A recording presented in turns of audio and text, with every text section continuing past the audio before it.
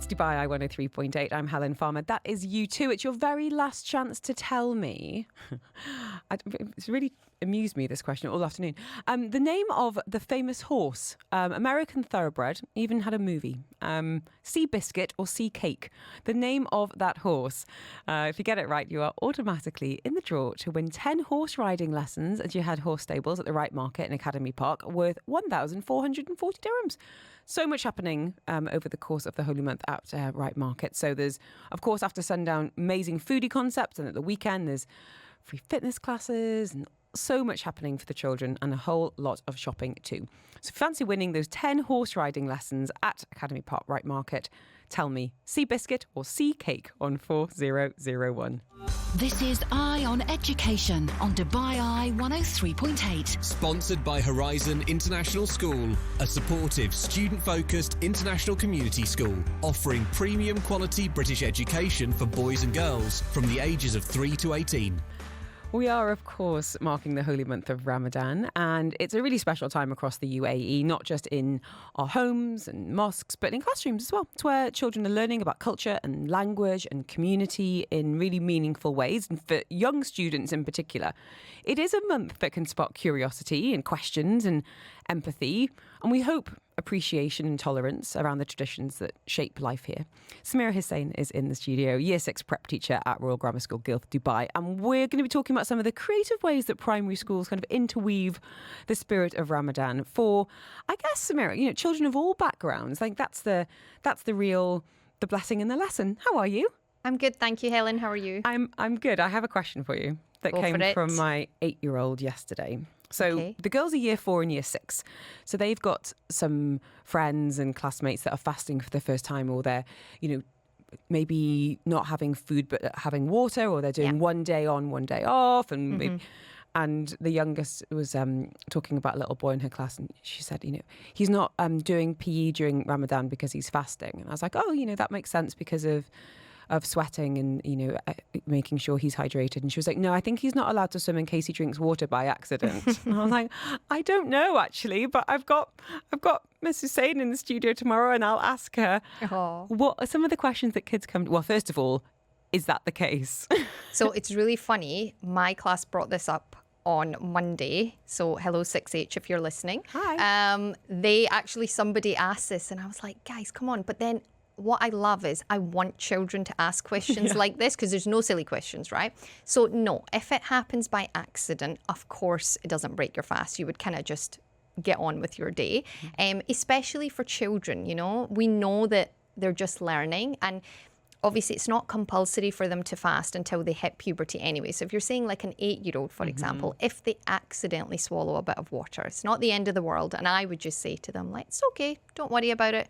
We just move on from that. Yeah. So it doesn't break their fast. I will tell her. Yeah. I appreciate it. So you are, as I said, prep teachers. So you've got year 6 students, so the 10, 11-year-olds. Yeah. And some of the children may well be fasting for the first time. What does that look like in practice, Marie? How do you support them? Because I know in our school, the children who are fasting at snack times are going into the hall and they're having... How does it work with you guys? So as a school, we've made a lot of provisions for our fasting children, sort of in collaboration with some of our Muslim parents, and they've given us some suggestions. So kind of year on year, our provisions are getting better, I'd say. So for example, we have some fasting rooms, which some of our lovely mums have gone in and decorated. We've put like bean bags in there. We've put board games in there. So if they would like to have like a bit of a chill out and they don't want to watch their friends who are not fasting, if they don't want to see them eating, they can go up to those rooms. We've put like arts and crafts in there. So just like 2 rooms that they can chill out in. So that's the first thing. Being really thoughtful, really. Yeah. So that's a provision that we've kind of made for them. And we're going at it from a very like holistic point of view. And we know that every child is different. We've got some kids that'll say, Miss, I still want to do PE. And I'm like, you sure? Yeah, I want to do PE. They want to go ahead and do that. We've got others that are a little bit more lethargic. So we kind of, at RGS, and I think at most schools, you have to cater to each child individually, and as a teacher you know your children. So I know who needs a little bit of extra TLC. I know which children need a little bit of extra support. So even things like our lessons, we adapt according to what the children want and what the parents want. So it is business as usual, because the large majority of our school, for example, are actually non-Muslim. So those who are fasting, what we say to them is like, your music lessons will still go ahead, but should you not want to take part in singing or using any woodwind instruments, you can opt out of that, and we would have like alternatives for them. Same goes for PE. If they don't want to do PE or swimming, we would have something else for them to do. And I think so much of that is emotional intelligence Yes. and learning your lessons. I mean, you're fasting yourself, so it's Yes. understanding of, you know, what would be helpful to a 10-year-old. Exactly. And that's really powerful. What I think is really interesting, as you say, is the majority of the students are non-Muslim, but Yeah. we are living in the UAE and Yeah. understanding some of the traditions and, of course, Yeah. the values that, you know, are really highlighted during the Holy Month. Tell us a little bit about some of the activities or books or texts, you know, things that you think can really bring things to life and answer some of those questions that the kids might have. What are you doing? Absolutely. So we're doing loads, actually. We approach Ramadan as a school. Obviously, for the Muslim children, it's a faith-based approach in their Islamic lessons. But as a school, as I said, because majority of our children are non-Muslim, we kind of approach it from the cultural point of view and a values-based approach. So we're thinking about focusing on empathy, reflection, community. And these are things that we're highlighting through our RGS values and habits throughout the year anyway, but with more of a spotlight on them this month. So activities will differ class to class. So what I might do in year 6 might not be relevant in year 1. But some examples I can think of off the top of my head are things like reflection journals. I've asked my class to think of a goal that everybody wants to work on that's personal to them. So we've had things like, I need to be more patient, I need to be more kind. One of them was, I need to be more organized. I was like, Don't yeah, we all? I can get on board with that. So yeah, different activities like that. But then as well as that, we have a lot of charity projects that I think get a lot of buy-in from all our students. So things like our Ramadan fridges, where parents and children are asked to kind of stock up with different items for those who need that. We also are working on our Eid care boxes. So our children have been asked at RGS to fill up a box with different items like toothpaste, a t-shirt, just different items that, you know, someone would need.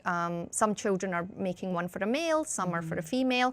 And then towards the end of Ramadan, we'll get some of our student leaders to distribute those to our support staff. So our like cleaners, our security staff, all the people that basically run the school, the glue of the school. And as you say, a lot of this is values that Yeah. so many schools, you know, treasure and want to be demonstrating year round. It just feels a lot more meaningful and poignant Exactly. at that time, and be able to look at through that lens of Islamic values. Exactly. What about I guess books, Yeah. texts, and I'm thinking about people who might be new to the Yeah, region absolutely. and maybe like me facing questions that I can't answer. What's been helpful?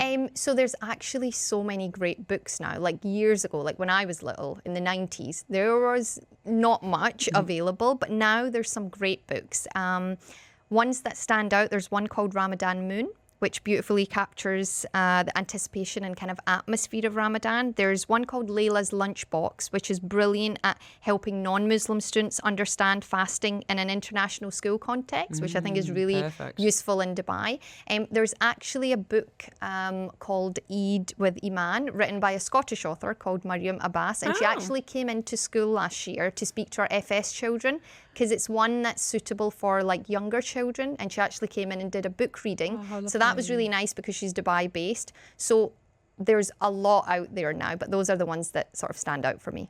How are you finding, lastly, Ramadan yourself? We're on day 2, Sameera. What are you excited about for the month to come, and how are you feeling now? Yeah, I just love this time of year because I really think that it's a time where our Dubai community comes together. As I said, our student body, everybody sort of has been so respectful. Children are wanting to join in. So I've made it a point to say to the children, the hardest part isn't the not eating or drinking. The hardest part is trying to be a good person whilst you're in that state of hunger and thirst. So a lot of them are trying, you know, and I've noticed they're trying to be more meaningful, more polite, kinder, all those things they're doing throughout the year. But everybody is sort of joining in, and I love the kind of atmosphere of this time of year where people are inviting people into their homes to iftars, and for some people this is their first year, so I've had even like colleagues coming up to me and saying, oh, I've been invited to an iftar, like what do I take, you know, like, and I'm like, well, you can't go wrong with a box of dates. But thank you so much for having, I think it's really important to have these honest conversations as parents, as teachers, and knowing where to go in terms of resources. I love a book recommendation, as you know. So Sameera, thank you. Thank you for having me. I hope me. it's a lovely, lovely time at school. Yeah. And I think those, as you say, those values of patience, tolerance, empathy, just so important year round, but especially now, and especially on the roads for anyone who's driving right now. Sameera Hussain speaking to us, prep teacher from RGS, an absolute pleasure. And we're going to be picking a winner next. Dubai Eye 103.8's weather check. Sponsored by Air Arabia. From